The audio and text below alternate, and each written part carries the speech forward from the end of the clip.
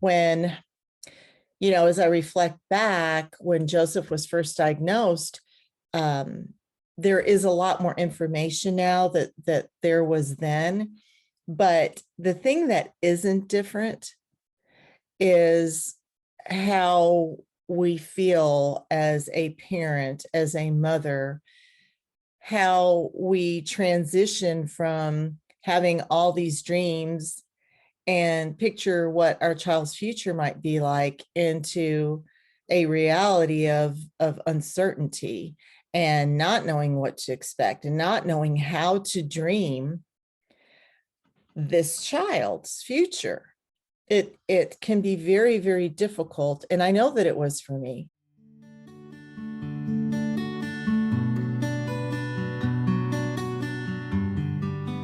Welcome back to Mother's Guide Through Autism podcast. I'm Bridget Shipman.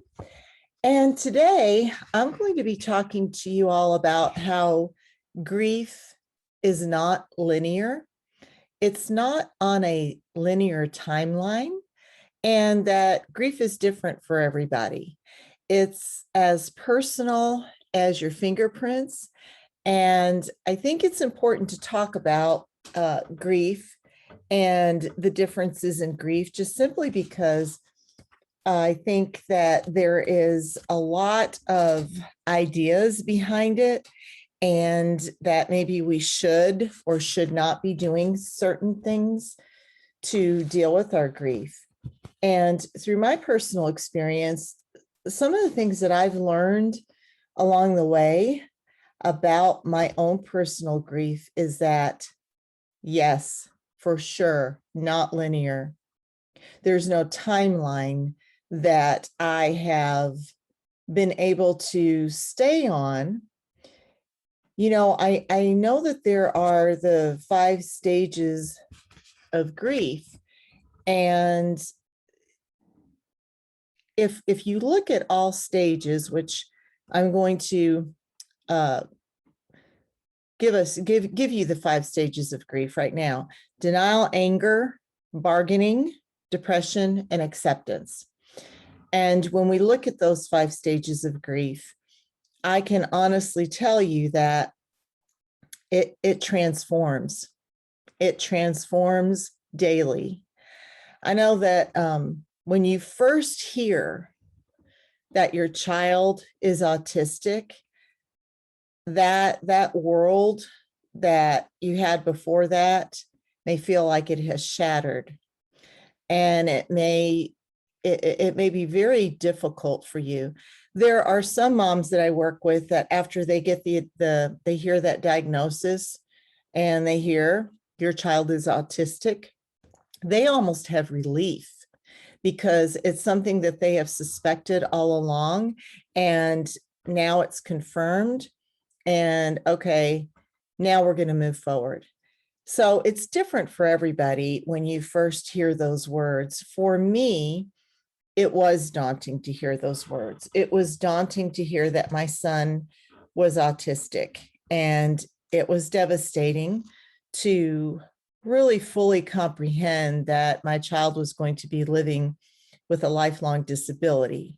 So just as grief is different, the way we handle things are different. And I think that it's important to know that that's okay. Although when, as I reflect back, when Joseph was first diagnosed, there is a lot more information now that there was then.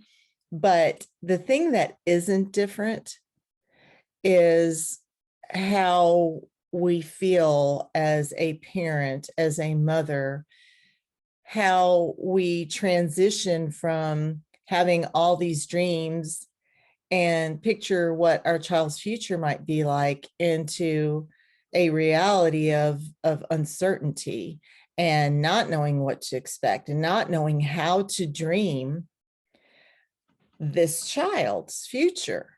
It can be very, very difficult. And I know that it was for me. It was very dismal.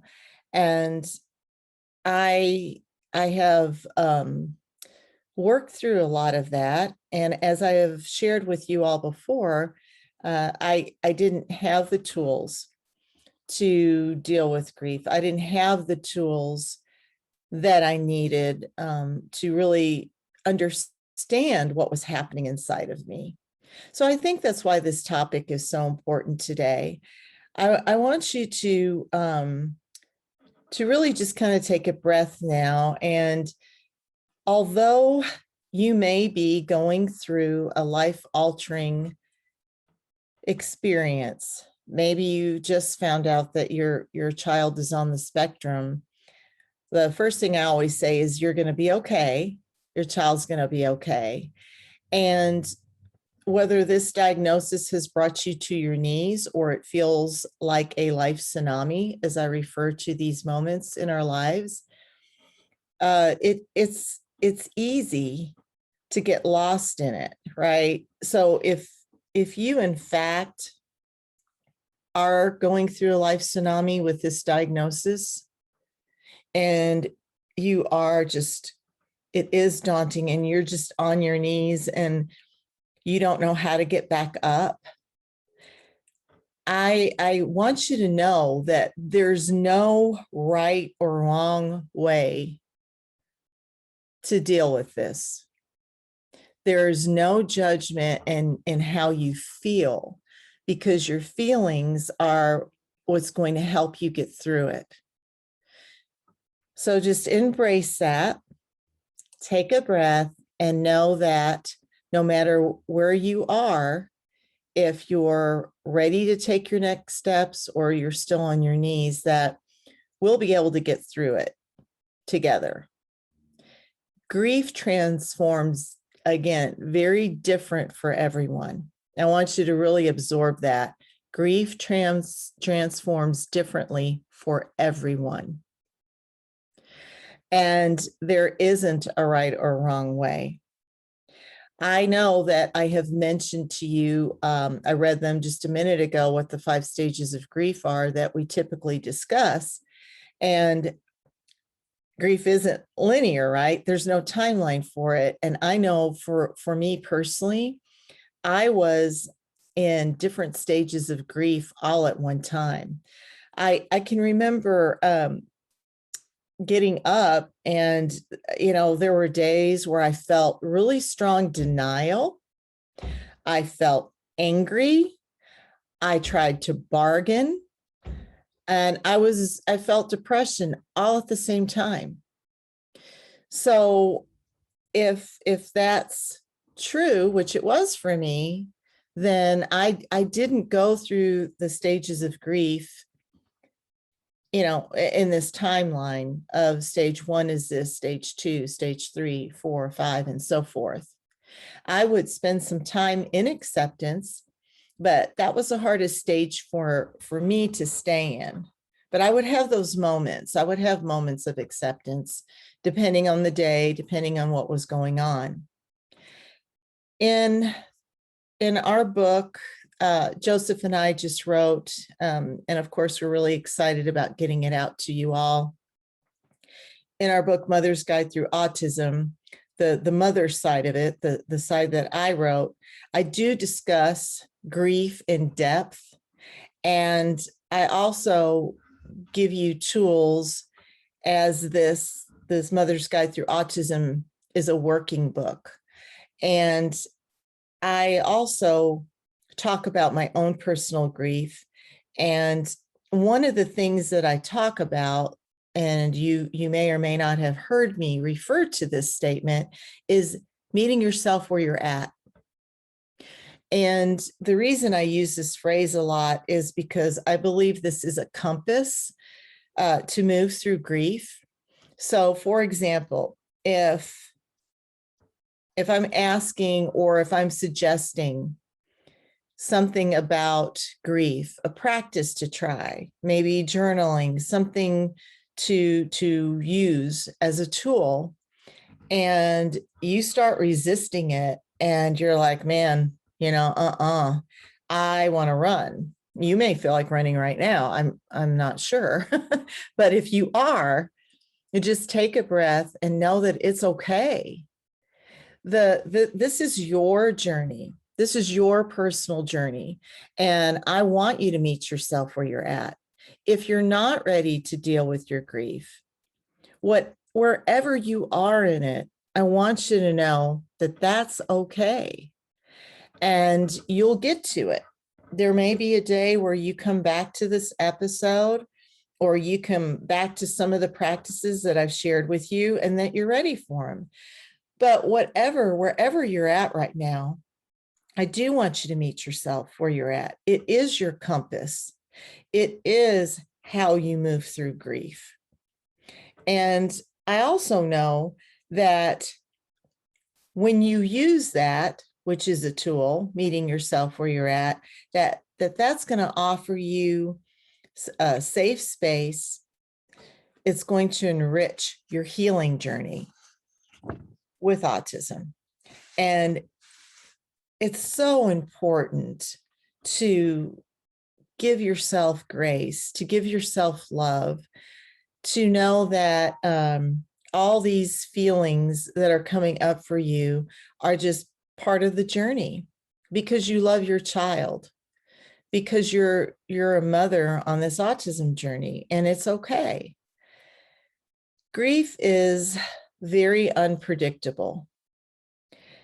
And I also think that that's okay. I feel like there are moms that I have worked with that when I start working with them, they jump in with both feet. They're ready. They're ready to heal. They're ready to do this work. And then somewhere along the way, they may realize that that's enough. And they may start resisting doing some of this coaching work and dealing with feelings and moving forward and how to move forward. And that's okay. Then there are some moms I work with that resist me at first, and then they open up through some of the practices and they jump in with both feet for healing. And then some go back and forth with it. The point is that everybody's different and everybody's going to go through this journey differently. The message is that however you're going through it, that you know that it's all right, that there is support out here for you, and that when you're ready for it, it'll be there. It's okay. And I just made a few bullets here that came up for me when I was really reflecting about grief healing, and that grief is unpredictable, and it's okay. It's okay because we all have good and bad days. It's okay because we are building resilience along the way. It's okay because we are courageous. Yes, that's right, courageous. It's okay because we have shown up each day, and for that day, that's enough. It's okay because grief is a part of living. And I have not met anyone on this journey that is not in grief or has not been in grief. So it's not as though you're alone in this. We're all dealing with it. And there are times when when grief still comes in and out in my life, and I recognize it. I believe that to embrace grief, it takes courage, strength, and love. And I really would like to encourage you to develop a relationship with grief. And that may not feel very good to you in this moment. Again, meet yourself where you're at. But one thing that I have learned is when you really get to know your grief and you notice your grief, that grief is present, you begin to feel lighter.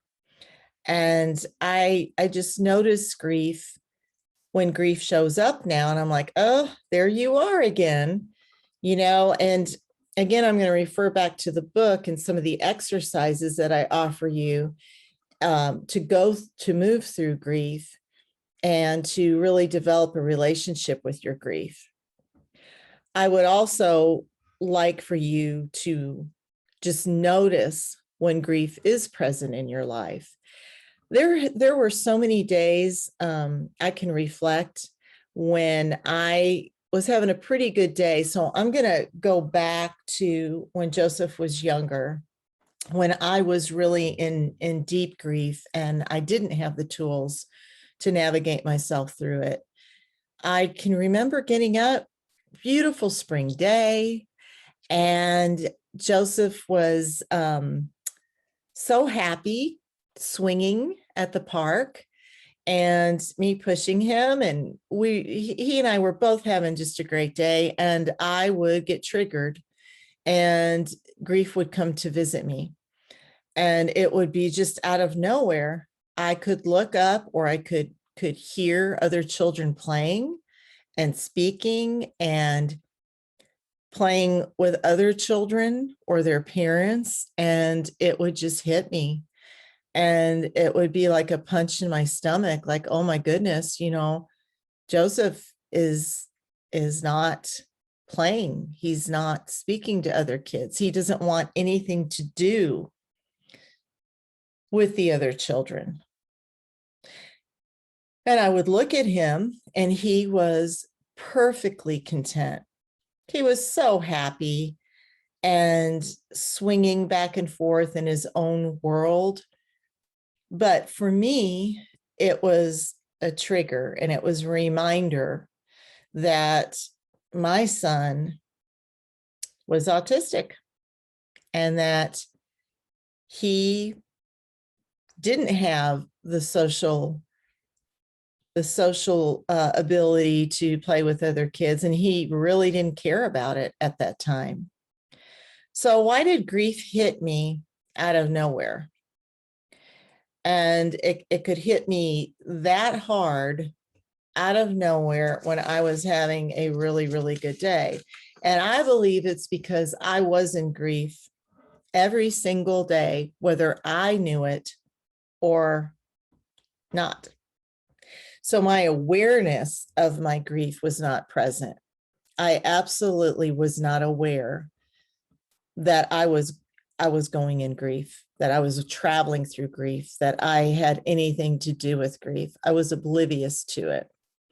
And I just can reflect back and think, wow, had I have known that that's what was going on for me, maybe I could have just looked at my son smiling and being happy, and that would have been enough for me. But rather than that, I would stay in sadness and just really would wish for other things rather than being present with my son. So if you're going through that and you're getting triggered by different experiences through your day, and grief hits you out of nowhere, like it does all of us, I want you to remember to go back to it's okay, and that you are courageous, and that it will continue to be okay every single day, and to give yourself grace and to give yourself love.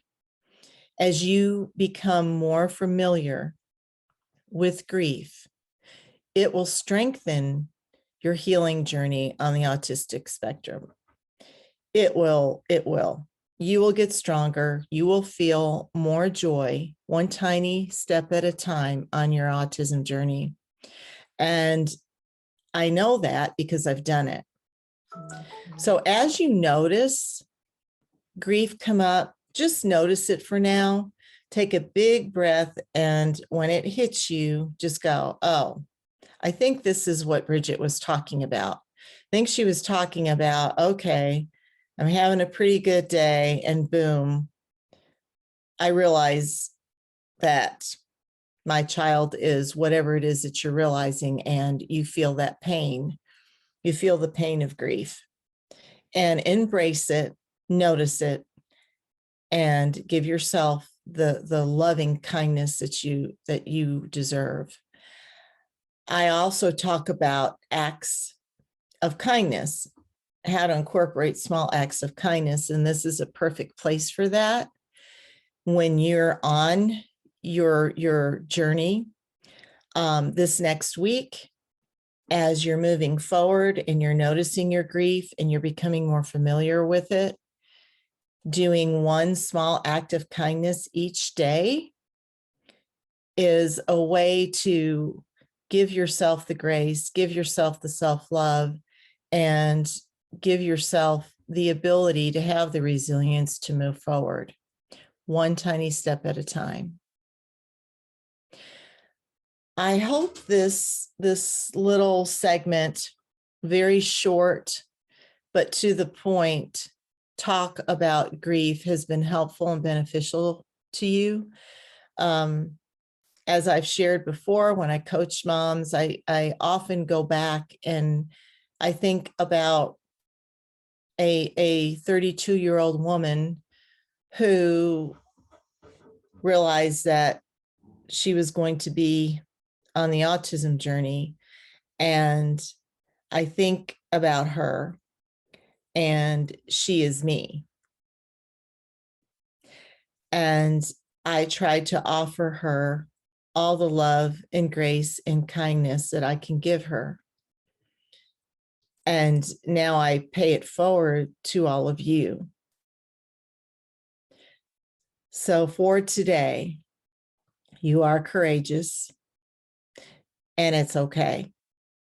And I would really encourage you to go do something kind for yourself, big or small.